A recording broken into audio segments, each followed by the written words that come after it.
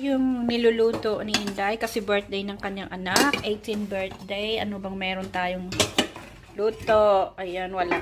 Ayun, may mga luto siyang kanin. Ayan yung kanyang menu. Oh my God, ito ang pinakamasarap.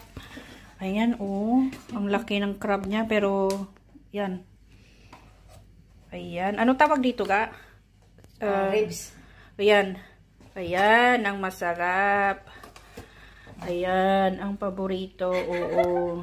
Kaya nga eh. Next time mag-roast. Umuha ka na ng ano, kakain ka na muna. Next time mag-roast pork tayo, roast chicken, mga barbecue sa next ano na ba. Kasi wala pa akong sweldo.